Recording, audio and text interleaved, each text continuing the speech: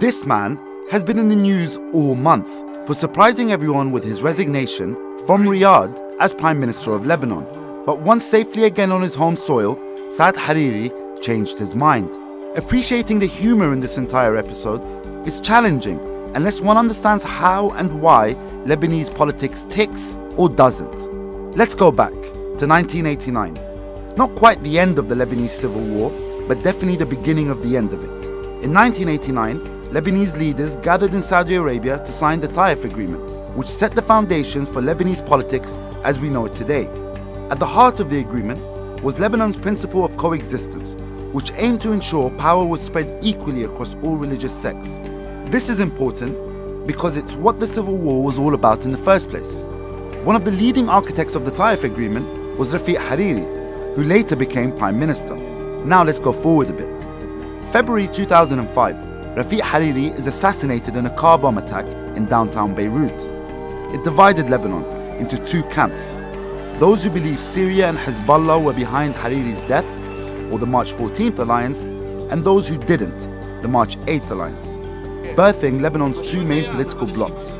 The March 8 Alliance is made up of Hezbollah and is supported by Iran, led by President Michel Aoun.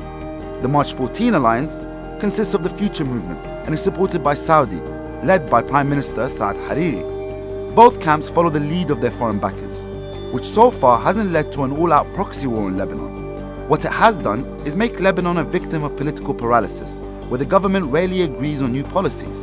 Like during the garbage crisis in 2016, when politicians bickered over the country's waste disposal policy, leaving heaps of uncollected garbage across Beirut. So let's go to 2016. After 2 years of political deadlock, Lebanon's parliament finally agreed on the appointment of Michel Aoun as president, who was only appointed after Hariri and his camp gave their blessing. Lebanese politicians then went on to promise that the two blocs were ready to effectively work together. They even managed to approve a state budget for the first time in 12 years. Fast forward to November 4th, 2017. Saad Hariri announces his resignation out of Riyadh and does little to quash speculation that he was being forced to do so.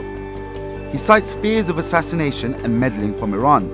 Michel Aoun and his government reject Hariri's resignation and call for him to come back home. Hariri then arrives in Beirut, suspends his resignation, and tones down his anti-Iran rhetoric. Now it's unclear what Hariri will do next, and whether he will follow through with his resignation or not.